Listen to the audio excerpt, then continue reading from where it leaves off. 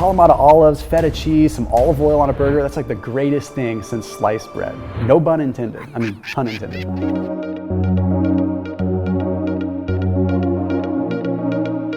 Okay, jumping right in, the first topping that we have to talk about when it comes down to what can elevate a keto burger, not just from a taste standpoint, but from a beneficial standpoint, is going to be kimchi.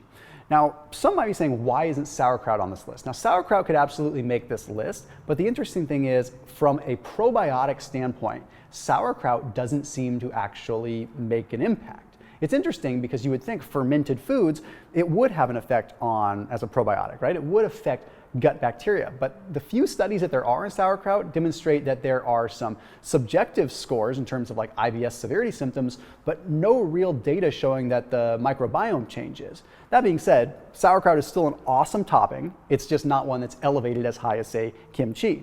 So kimchi is different kinds of cabbage along with other things. You've got garlic, you've got spices, you've got onion, you've got all kinds of things in there that add a prebiotic effect, which makes it a little bit more intriguing.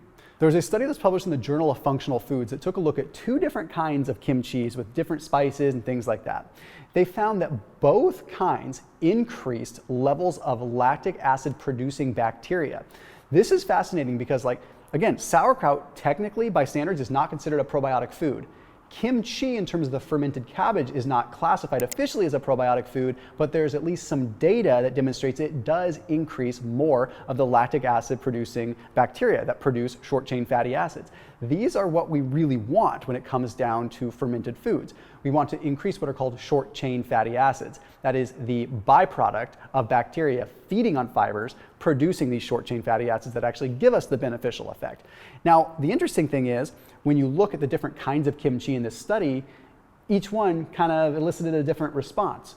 So what this demonstrates is that it may not be the fermented cabbage in the kimchi, it could be the spices, it could be the prebiotic garlic and the onion and all that stuff that's in it, which is why kimchi is elevated above sauerkraut on my list of awesome burger toppings for keto. The next one is going to be mushrooms. Now, namely in this particular case, I'm talking about Cremini mushrooms, Portabello mushrooms, and Maitake mushrooms. The reason that those are the ones that are high on my mushroom list is because they are the richest in vitamin D. Now, you're probably thinking, hey, I've heard that mushrooms are vitamin D2, which isn't as good as D3. Good, not necessarily one way or the other.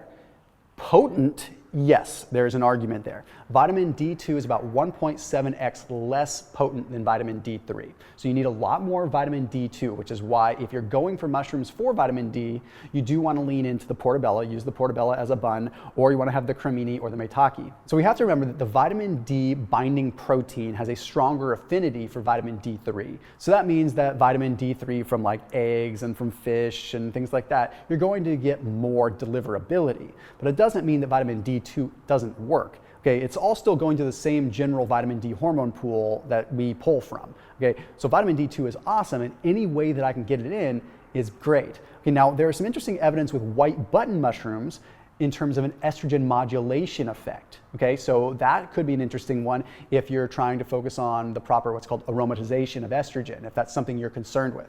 But additionally, no matter what mushroom you're using, they're all rich in what are called beta-glucans. Beta-glucans are very good for the gut in the sense that they are basically glucose molecules that are bound together, 250,000 molecules bound together, but we can't break it down. Only our gut microbes can break it down, which means that it's providing tremendous fuel for the little ecosystem in our guts.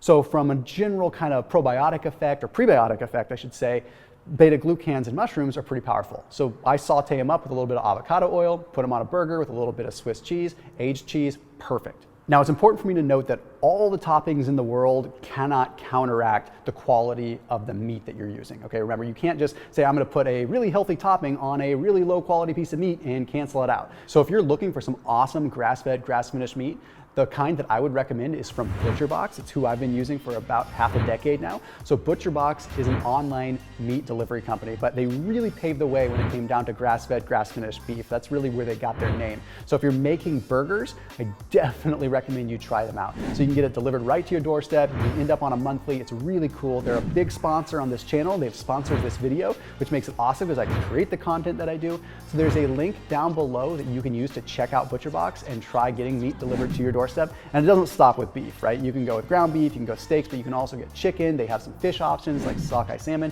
It just goes on and on. So that link is down below in the description. Definitely recommend you check them out, especially if you're doing keto and you're trying to kind of diversify the different meats that you get. So that link is below.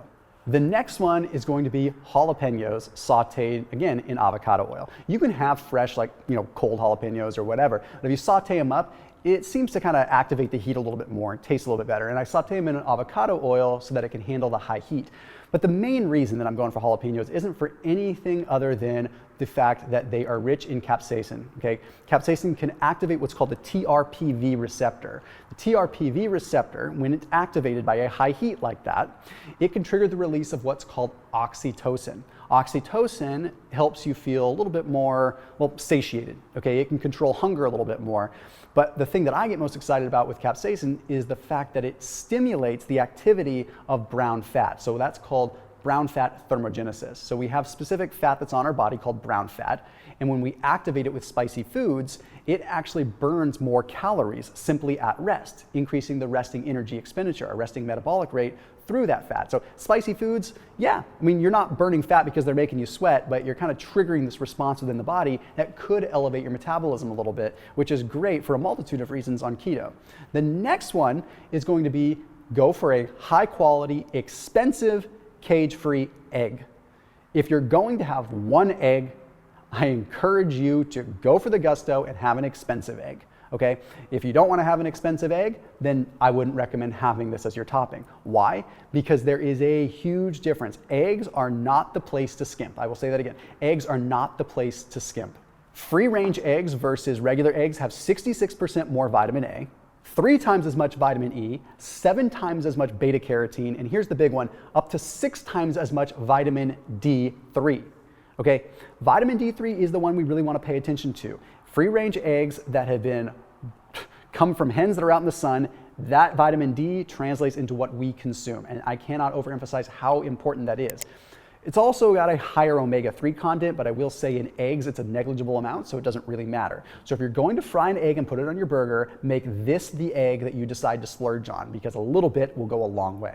And lastly, one that I'm really a fan of, and the one that I opened this video with, is Kalamata olives along with olive oil, along with feta cheese, making like a Mediterranean style burger. It is amazing. Not only does it taste awesome, but you get a world of different effects, right?